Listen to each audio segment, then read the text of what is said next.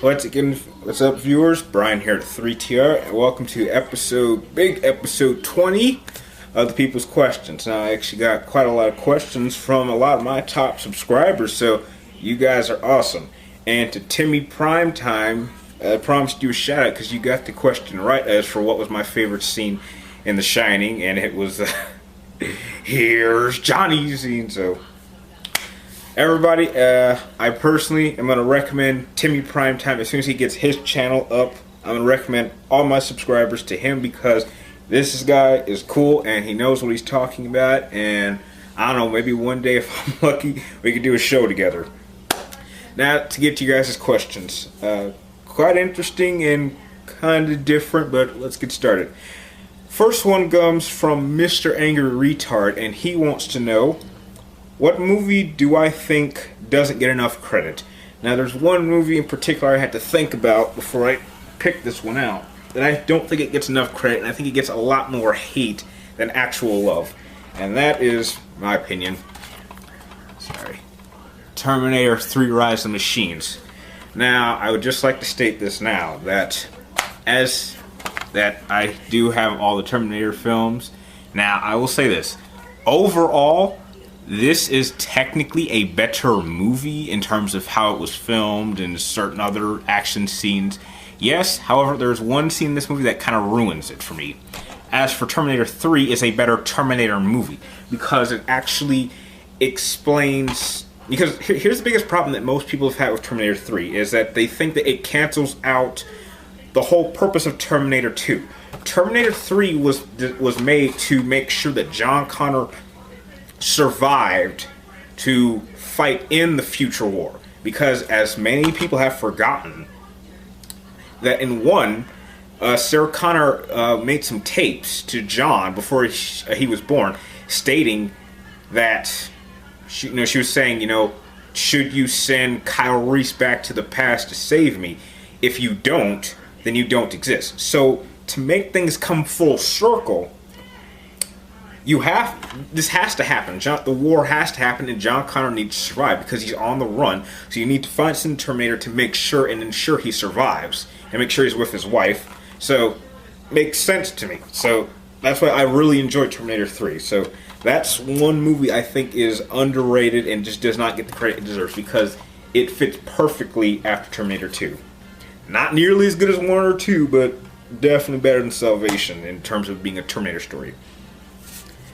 Next question comes from the man himself once again, Timmy Primetime. Hope I did a pretty good shout out. And he would like to know pretty much, what are my thoughts on Black Panther being the next solo movie? I'm actually very much for this. It's been a while since we've had an African-American hero, or anti-hero technically, and I think the last one was Blade Trinity, which was a bit of a tragedy, unfortunately. So, I definitely like the idea that we'll be going into Africa, and this is kind of something other than the Avengers, and it'll be nice to see them do solo again, but for me, I'm not really looking forward to Amazing Spider-Man. I think the trailers have kind of ruined too much of the movie for me, and they put a lot of major spoilers in the last trailer, so I'm still not going to look forward to... I'm not really looking forward to Amazing Spider-Man. I'm not sure if I'll see it, but as for a Black Panther movie, I'm so for it. I think... Why don't you guys comment down below and tell me who do you think should be Black Panther? Personally, I think it should be Michael J. White. This guy has fantastic martial arts skills, and I think it would fit perfectly into the Black Panther's character. And I think he looks like him too. Next question comes from Gio813. Hope I said that right. And you had a pretty good question dealing with particularly an era of comic book time that I'm not too much of a fan of, but here are my thoughts. And you wanted to know pretty much what are my thoughts on the Dick Grayson, Damian Wayne era of Dick being Batman and Damian being Robin. I think that it's passable, but it's not nearly as... Dick is by no means a Bruce Wayne, and I wasn't feeling it too much. There was potential for Dick and Damian to work really well, but what I was disappointed the most of was that Dick, I don't recall Dick Grayson really talking much about how he really felt about Bruce and Damien's about the Damien's father, Bruce. I don't recall that. I think he was trying to do everything he could to outdo Bruce, and it just seemed like, you know, what Bruce did, I want to try to do better or try to live up to the name, and it just didn't work. And personally, I didn't really buy Damien too much as Robin. I'm more of a fan of Tim. Tim Drake is my favorite Robin. But I guess for the time being, I think it's okay, but it's not really one of the eras that I'm too much of a fan of. But it's passable. And the last question comes from, once again, Smooth Ace, and he has two questions. His first question being, what are my thoughts on the new DMC, and am I going to buy it? Hell no. I absolutely love Dante the way he was. In my opinion, there was nothing wrong with him. Why they feel like they have to reboot the series is a mystery. I mean, I have nothing against reboots, but if you're going to reboot a series, make sure that you flush out everything in the original story, or you give us a satisfying ending. In terms of just overall story length, it starts off with 3, then it goes to 1, then it goes to the anime series, which is too short in my opinion, only being like 12 episodes. I would have liked to see a season 2. And then we go to Devil May Cry 4, and then we go to Devil May Cry 2, and that's not even a satisfying ending. I would like to see just one more game of his character. Give that version of Dante a closer. Have him, I don't know, maybe get with Trish and have a kid of his own. Because if you remember in the first game, when he was fighting with Marius, I think that's what his name was. I may be wrong, I'm sorry, it's been a while since I played it. And he says, the last thing he says to that boss is, give my regards to my son. So it would be nice to actually see Dante have a son, so to know that the legacy of Sparta continues on, even if it's not with this Dante. And then do a reboot, and then you can retell the story any way you want. But they really just, and I just hate the way it looks. The combat just, I don't know. So as for the new Devil May Cry, no, I will not be getting it, unless you want to buy it for me, of course.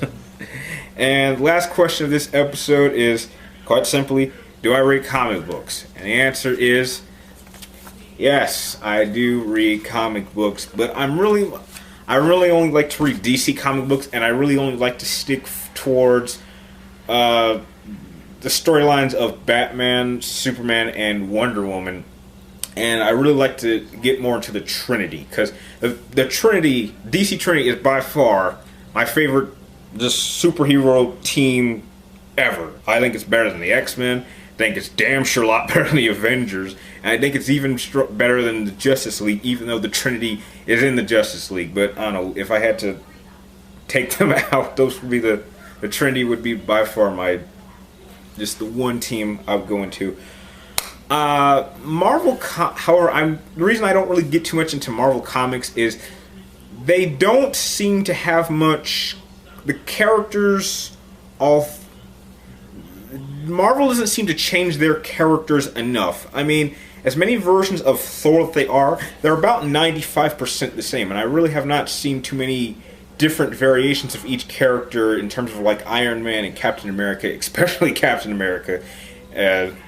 He's pretty linear, doesn't seem to change no matter what storyline he's with, and with DC, however, they tend to show different sides or different storytellings of each character, and it makes it that much more interesting because, trust me, Bruce from, say, a storyline like Return of the Dark Knight, comparing him to, say, how he was during the Nightfall is like two completely different Bruces, but it's familiar enough to know that, yes, this is Bruce, but this is kind of Bruce done a different way. I don't think Marvel does that well enough with any of its storylines, or at least that's just my personal opinion. And with that, I'm going to end the questions there, and guys, please keep the questions coming. You guys are awesome. I mean, I remember when this show started that I had trouble getting questions, but you guys really keep the show alive, and every last one of you is awesome. If you're new to this channel, please subscribe. And now to get to the contest question. which is really easy, as I promised. However, I don't think it's a matter of if anyone's going to get this. I think it's going to be who can type in their answer or get their answer to me fast enough. And all I want you guys to tell me is simply, what is this? And from where? That's all I want to know. What is this? And what is it from? Type in your answer in the comment down below or send it to my personal PlayStation Network ID if you want.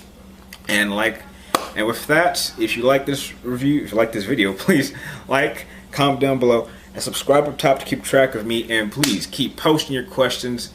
You know, keep them coming. They're all interesting. They're all great. And like always, I will see you next time. Please keep track of Bat Month, and thank you for watching.